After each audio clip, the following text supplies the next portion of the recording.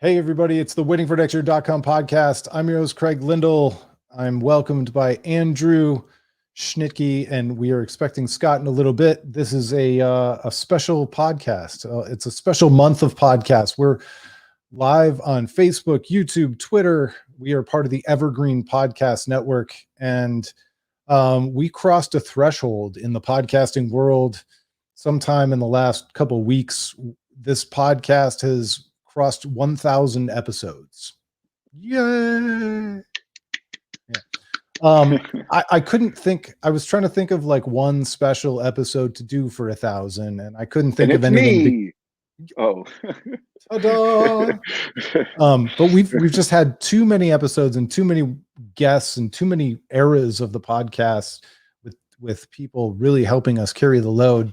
So this entire month, the month of April, which is, dead calves walking and maybe dead Indians walking. Although that's probably not politically correct. The Indians aren't good, is what I'm trying to say. Dead Cleveland baseball team walking. Thank you very much. I just figured, I'd welcome as many people back to the podcast as I could book and I could possibly handle over the course of the next month. And so that's how we're going to celebrate 1,000. We've had a lot of, it's hard to believe. I just looked, and this isn't even included in the thousands. We've done far more than 1,000, but we started doing these in 2008. Can you believe that? Yeah. So we had started when we brought on. You were the first one to join the site, besides the Rick, Scott, and myself. So shortly after we had started it, you had reached out to us and wanted to come onto the site. So we had you, and then maybe, I don't know, a month after you joined, we had Dan Parker join. He was going to cover the Clippers and Blue Jackets, and I just remember this is like my most solidified memory of that time. We had started hey, we should try this podcasting thing, and so it was, we didn't know what we were doing. We had no format, or anything. And it was just, I remember having you and Dan on, and we were going to talk about,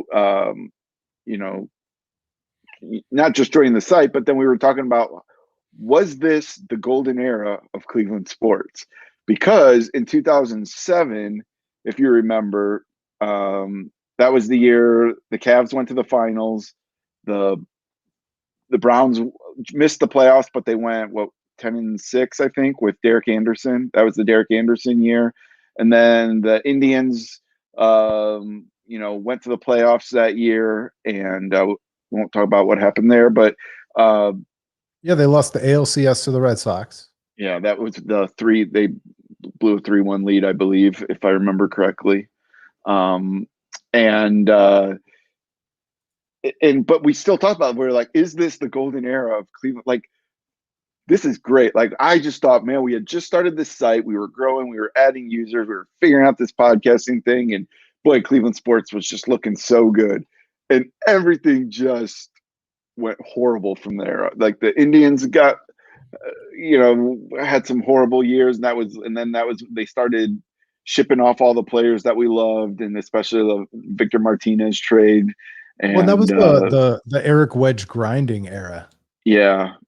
And then the Browns, obviously, that whole mess the year after the 2008 Browns, after we thought, maybe they were actually going to be good.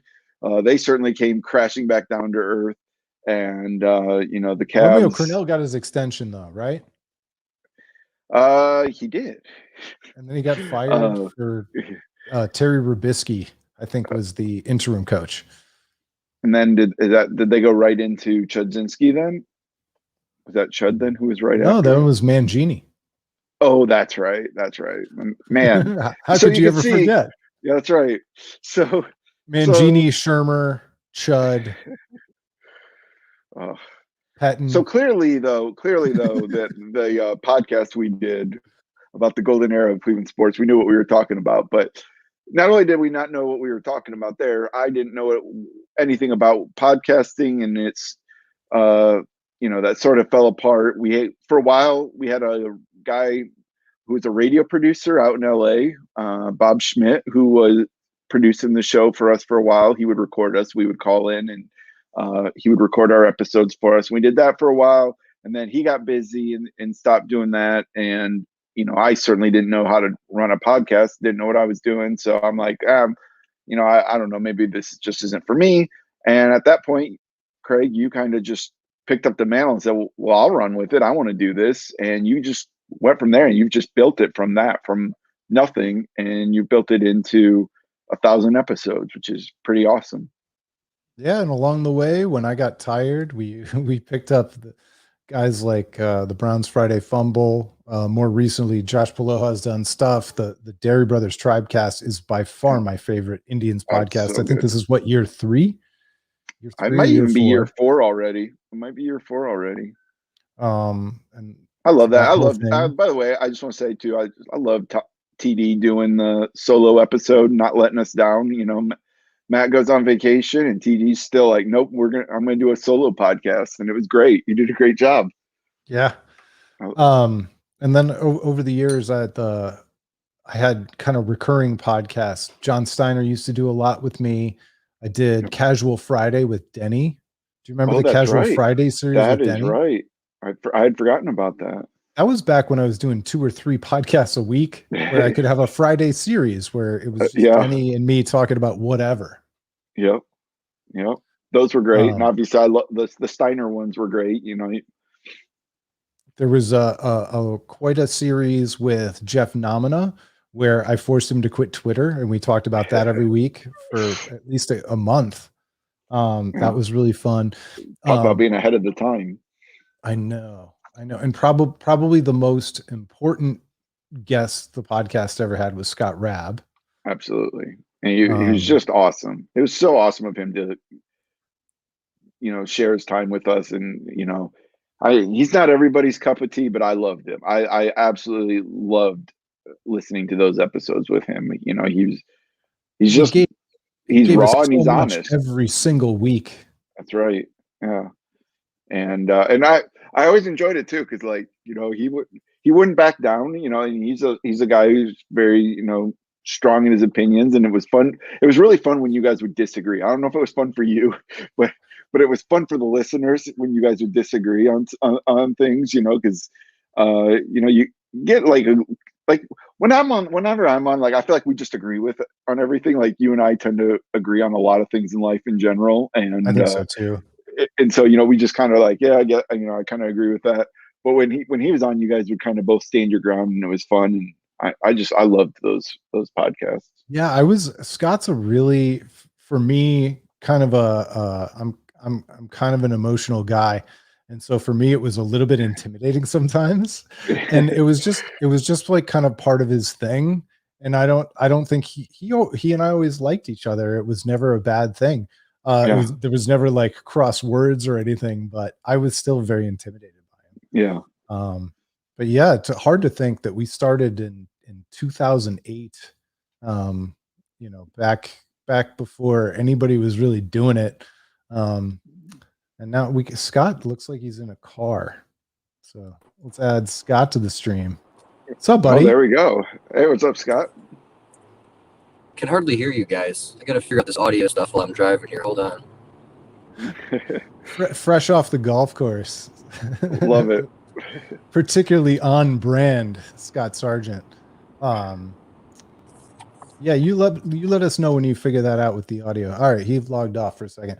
But yeah, so we started in 2008. Then we had a short stint at Blog Talk Radio. I don't know if anybody even remembers Blog Talk Radio, but it was this platform where you could call on your telephone into a call recording software, and we recorded that way for a while, where all of us would gather around our phones, and it was really hard to have a conversation in that format.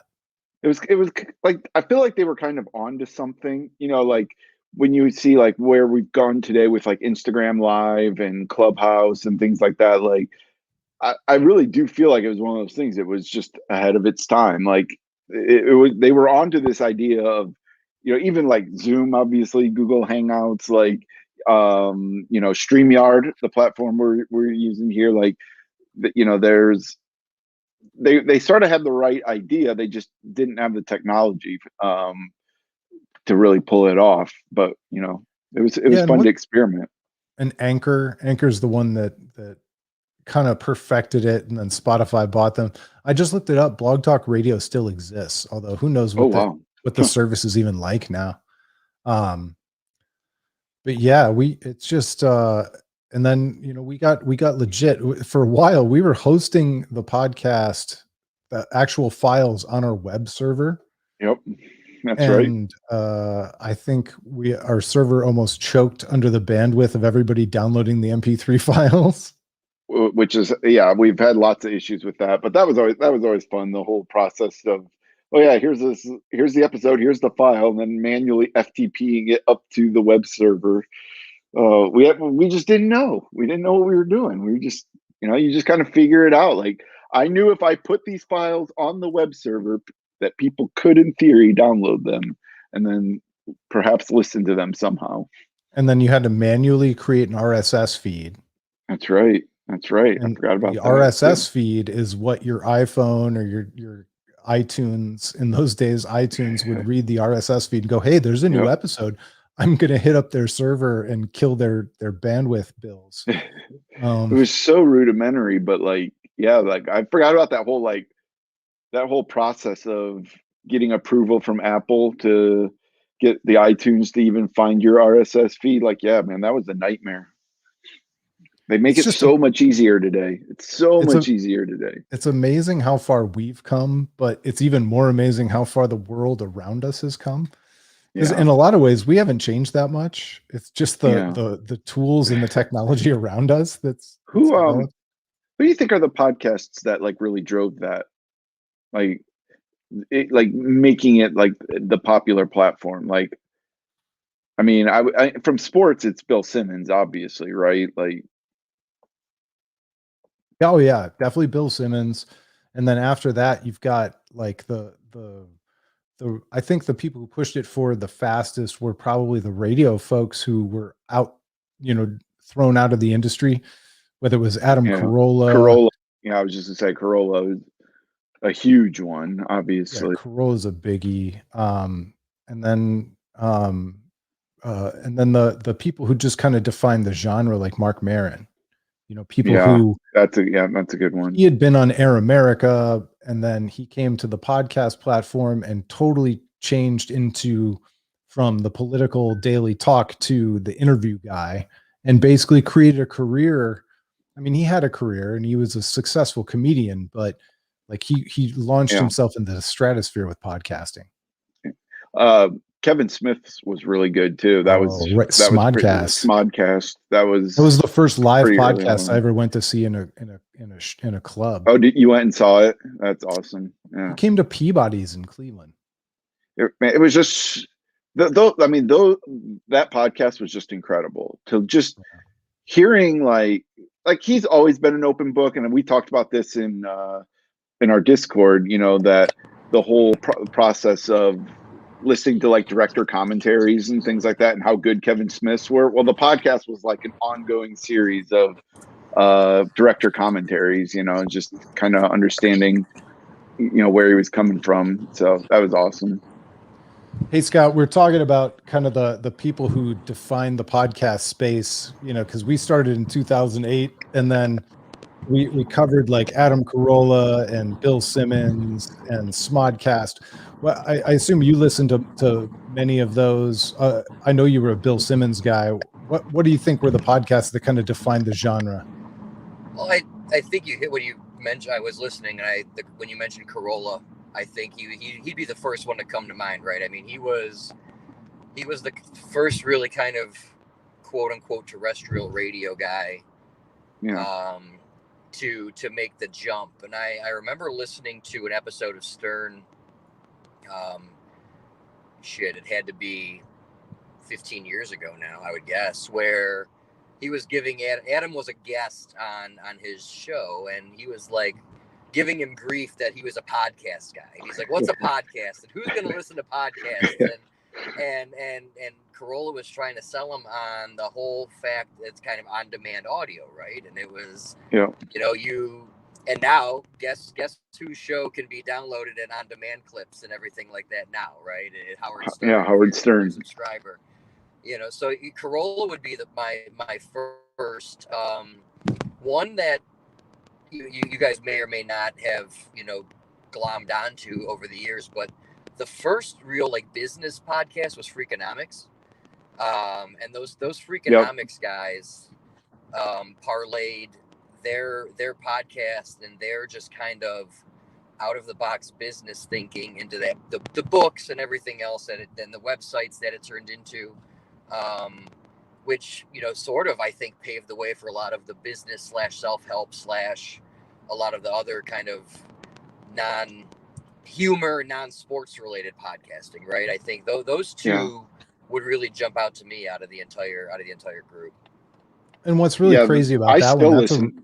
that's a really good point, because they're if you listen to their audiobook kind of sounded like the podcast ended up sounding like, and so they were the first ones to kind of translate the written word, the scripted word, kind of into the podcast, at least as far as my memory goes. Yeah, I still listen to Freakonomics today. Like it's still an excellent podcast, and it is pretty cool, like the concept of where that came from and kind of how it originated.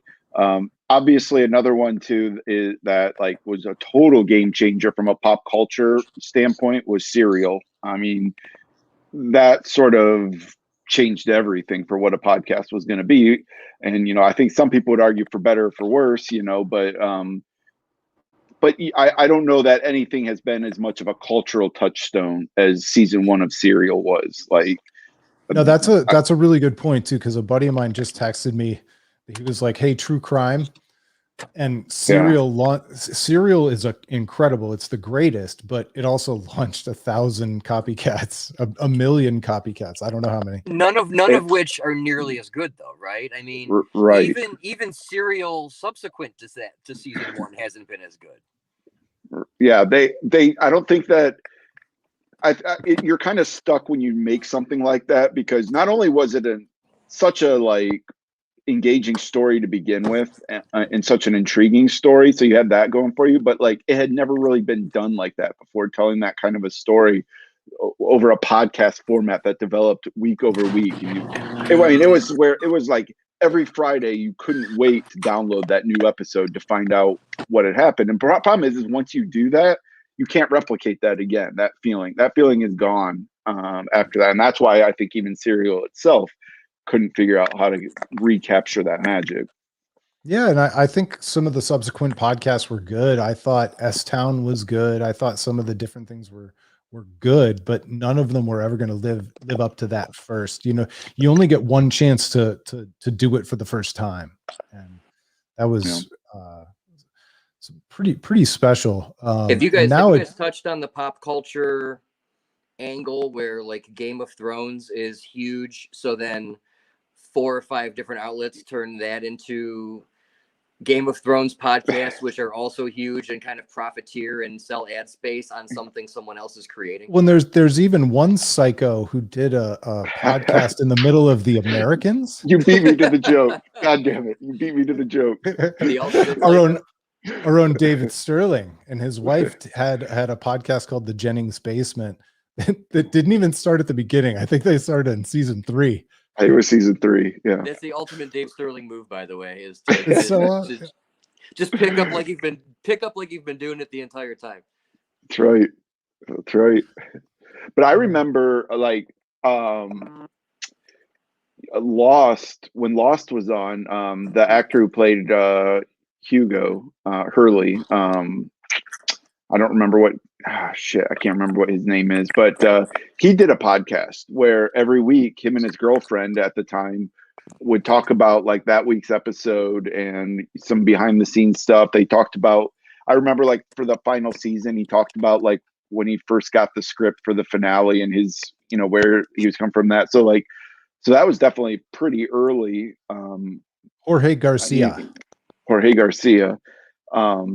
I feel like that was pretty early. That was because that would have been like what, 2008, somewhere around there, 2010, somewhere around there.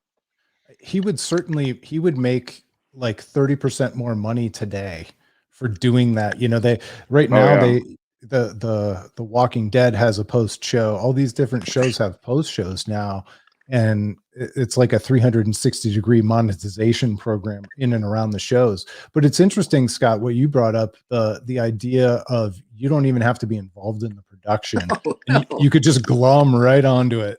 Now, I will say, I mean, there's like the Ringer version. I can't even think of what their Binge mode. After binge the mode. I mean, Thrones. The Thrones one. There's just talking about the episode and kind of giving your thoughts, and then there is like what Jason and Mallory were doing and like going like deep into the, you know, like fourth layer of the onion on some of these topics and things that were like well beyond the scope of what a normal podcast would have done, right? I mean, they put the work in. They, you know, you could tell that everything they did was exceptionally, you know, high-end production and researched. So I mean, To the point that Bill Simmons and company had to make a rule that the podcast couldn't be longer than the piece of work. Right. Well, but I mean, so okay. So I mean, you have, you know, the something to wrestle with Bruce Pritchard on the WWE front. I mean, they will go sometimes 3.5 hours on a single Raw episode. Do you know what I mean? Or pay-per-view. Yeah. Like right now, like the one that just came out is WrestleMania 12, which is it's the 25th anniversary of WrestleMania 12. So they're going like 3 hours on this show and all the production that went into it, the storylines that were going on at the time. I mean, that kind of stuff is premium level material, right? I mean, it's not just, you know, I'm a huge wrestling fan, but no one's listening to me talk about WrestleMania 12, right? I mean, I don't have the insight that someone who was writing the stories at the time, you know, 25 years ago has. So I mean, they're certainly not all created equal. I think that's an interesting point, because like it does feel a bit like today, like whatever you're interested in, if you're interested in wrestling, if you're interested in Marvel movies, you know, if you're interested in Cleveland sports, you know, whatever it is, like, you know, obviously there's always been like, you know, you can search Google, you can go on Twitter and find things to follow, but like your move today is to find the podcast. Like whatever your interest is, find the podcast, and then you've got endless hours of just deep dives into that material. You just learn so much more depth of whatever it is that your interests happen to be. The really insane thing is that like my kid's about to turn 11. He's really into Minecraft, and he's found a Minecraft podcast that he now loves. He's like, "Hey Dad, can for my birthday, can I do the Patreon?" And I'm like, all right, well now I guess I'm a subscriber to a Minecraft podcast for my kid. And by the way, this So makes me feel like real. Go ahead. Sorry. No, go ahead. So in terms of, there are the heat of the moment kind of podcasts, right? And like where it's time sensitive. If you don't listen to it within 48 hours after it being released, you may as well not listen to it at all, right? Versus sort of the evergreen, like the Bruce Pritchard stuff, where if you listen to it a year from now, you know, the material is still the exact same and you still learn something, right? Like, where do you guys kind of fall on that spectrum of timeliness versus kind of long form evergreen kind of stuff? Go ahead, Andrew. I think for me, it sort of depends on a couple factors. Like, so one thing I realized about a year or so ago was that like my listening time shifted from music way too far into podcasts. Like I was listening to too many podcasts, and I was like, I'm not listening to enough music. Like I needed to shift that back. So I had to cut down a lot of podcasts. And what I found was I actually cut a lot of the evergreen stuff. Like I sort of was down to what worked for me was I was going to listen to a new episode. And if I didn't get to it within, like you said, 48 hours or so, I kind of would just delete it out of my archive and just move on. However, I would say since like COVID started, since the pandemic started, I've felt myself shifting back a little bit more into podcasts and listening to a lot more of the evergreen like series type stuff. So It's so I like this question because I almost feel like I need two podcast apps. I've got my dailies, I've got my sports dailies, I got my business dailies. I especially love as dry as they can be sometimes. They're like 15 minutes. So I love the Wall Street Journal daily podcast, whether it's the tech one or whatever else. It just feels like it's bite sized and I like it. But then if there is a long form podcast with multiple episodes that tells a longer story, I will download them all and I will binge on them, usually. But then the thing that I hate the most is like you'll be subscribed to a big time serial that you listen to for 10, 12, 14 straight weeks, and then it never shows up again except for them to advertise other podcasts that you haven't subscribed to yet. Yeah. That one happens to me a lot. That one always kills me too. Like you kind of get in like that routine and that habit. That happened to me like last year when The Office did their big podcast. It was the actor who played Kevin. He did a whole dive into the whole series and it was awesome. And it like became part of my routine where every Wednesday the new episode would come out and I was used to it. And then all of a sudden like it was over. And then all of a sudden I'm like, well, what do I listen to on Wednesdays now? Like it just created like this big hole there that I'd gotten used to. And that's always like the funny thing is when all of a sudden that happens and that ends, and you're like, well, now what? Yeah.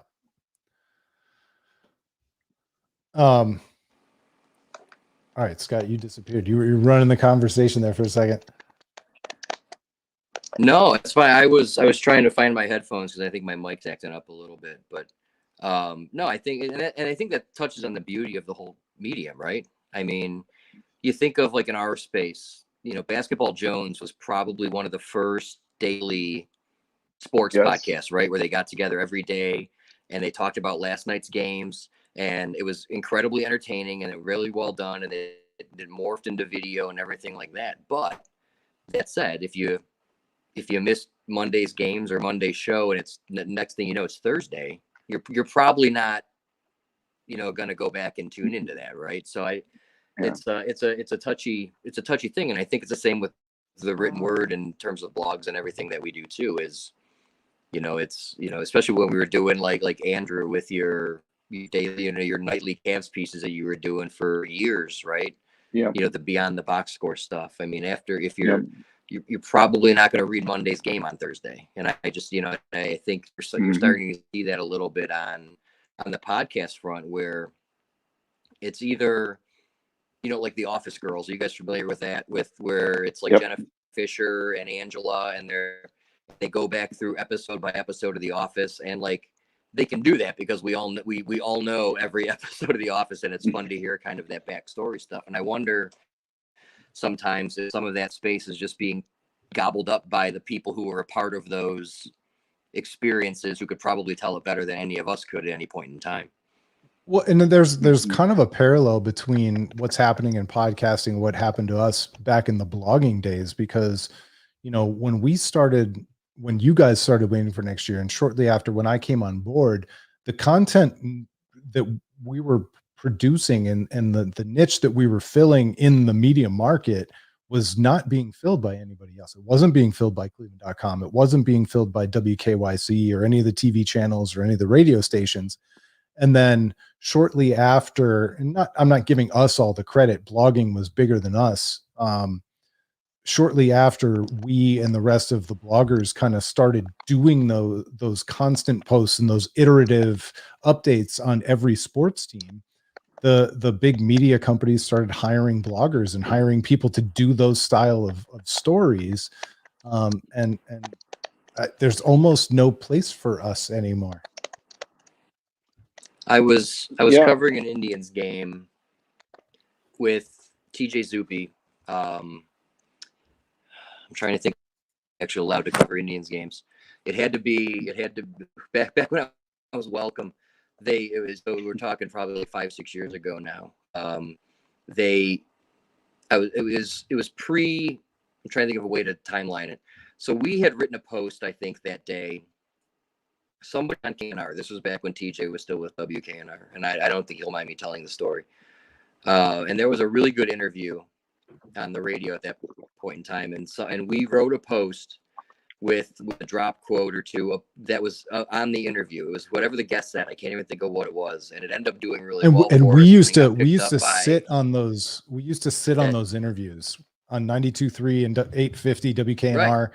We were turning all those into blog posts. Somebody at that point in time picked it up, and he's like, "So you guys just wrote a post about an interview we did, and did the quotes and stuff?" And I'm like, "It was an interview. All we were doing was, like he wasn't offended by it, but he was like, well, shit, that's a good idea." And then and then now, 923 The Fan and 850 and everybody else's every guest that is interviewed, it is not only clipped and saved as its same interview. There's quotes and it's pieces, and it's a Browns player, Daryl Ryder's writing a story about it, and people are hired to do it full time, and suddenly we're not the victim by any means, but that was the way the web was back then, and I'm glad that those guys are at least able to monetize beyond the 20 minutes those segments were, right? I mean, a lot of people that we like in this space are still employed because they're able to get Sal's Heating and Cooling to sponsor a blog post. I think that kind of stuff goes a long way. It's really funny because we didn't make any crazy money off of it. We didn't really gain a whole lot off of it, but I always take pride in the fact that I feel like we were part of like the change engine. Like we did help mold the media market, and I'm not sure that it's necessarily better, but we were there, we did something, we were trying hard, we worked really hard, and something happened, just being part of it was always enough for me. Yeah, for sure. I mean, I think, when we first started, it was really just about filling that void.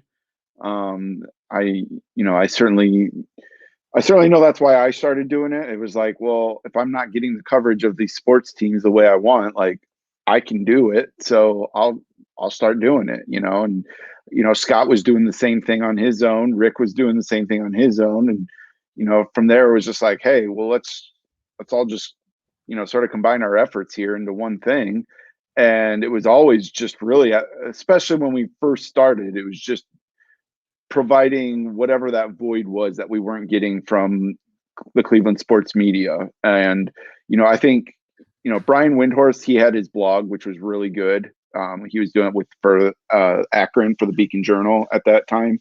This was before he was even with the Plain Dealer. And that was really good. Outside of that, like you were not getting much analysis. Like it was pretty much just, hey, this happened. Like the Browns made a trade. This is who they got, and this is who they gave up. And so I think that's kind of where it started. But then like we sort of on just naturally, as we added more writers and we were able to be more nimble and do more things, that's why we started at it. That's why we started doing headlines, and that's why we started, divvying up different ways we covered the teams, whether it be a preview or a post game thing, or whether it might be like actual statistical analysis. We brought in, when we had Steiner writing for us, he was covering baseball in a way nobody in the Cleveland market was doing at that time. And we had more weekend coverage than most media outlets. Yeah, for years. For sure. And so, I'm not going to sit here and say we were the reason that things got better. I'm not saying that. I'm just saying we were filling a void at that time. And I just think that over time, the whole market shifted and adapted, and people just naturally started doing some of the same things we were doing. And it's just been fun to be a part of that journey, I think. Yeah. And the podcast fit in too. Right. So kind of before we go, the key here, the key notes from this is this whole month, we couldn't think of just one podcast episode to celebrate 1,000. So I'm going to try and get as many people as I can who've helped us build this thing. For me, other than Scott Rabb, who I've already mentioned, probably my favorite thing that I've ever done, I pretended to be a movie reviewer for an entire summer where Brian Spaeth and I basically watched every summer movie. Yeah, I remember that. And we podcasted the entire Hollywood popcorn summer. And it was unbelievable how many movies I would put the kids to bed and I'd go out to the movies by myself to watch some garbage film that I really didn't even want to watch, but I knew I had a podcast about it with Brian Spade. So was his, when Brian was doing his basketball podcast, was that on our network, or was that his own thing? I think that was his own thing. We just had this, and then he was doing the newsletter through our site, or at least he had the signups. But and then obviously, like, I don't think, was that a Waiting for Next Year podcast, the Turtle Call? When you guys Turtle called Calls up was a separate thing. No, I know Turtle Calls was a separate thing, but I think on our podcast you had him on and you guys called 850 WKNR. And you said, when they asked who was on the line, he said a turtle. And the guy thought he said a trell.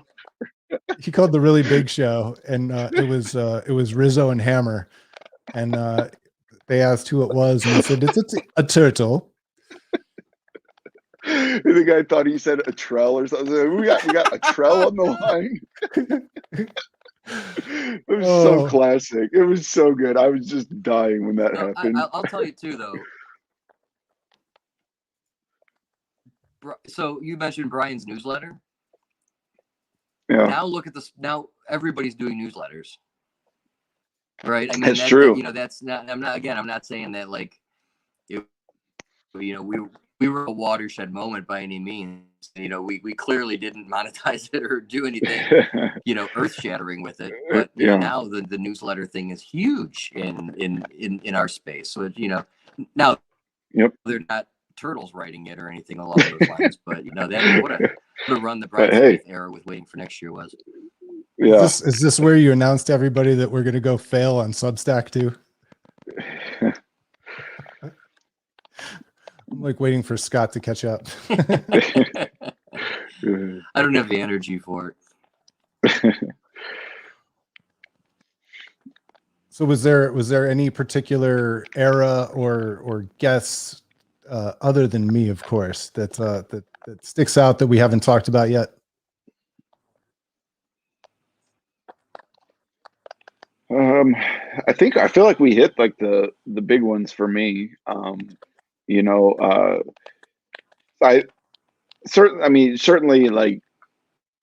Certainly Scott was awesome.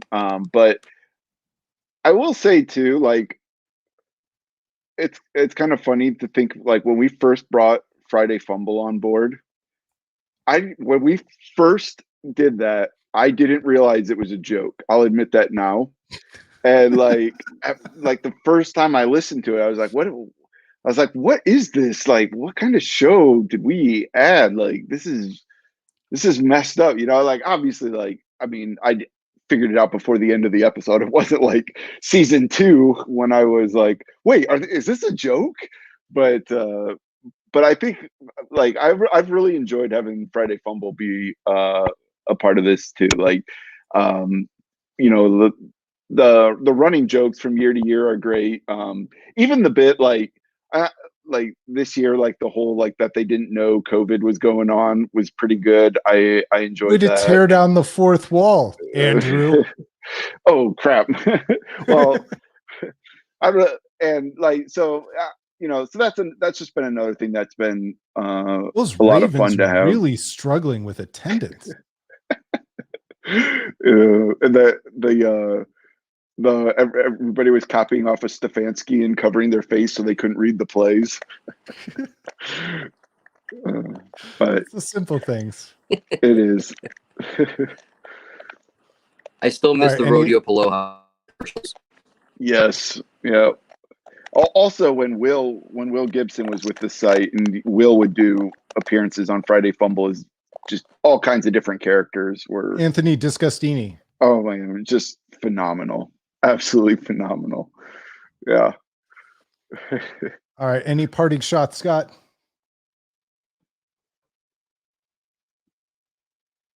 Waiting for him to catch up. I think I'm a little bit delayed. No, and he's gone. This is perfect. Oh, here you go. don't want to keep making it about us. I think where'd you guys go?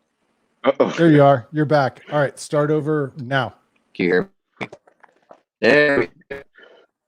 I said, no, I don't want to keep making it about us and things that we've done and everything like that. I think it's just been a fun ride to see the evolution of everything that we've done over the years, the way we've approached it, the hits, the misses, more importantly.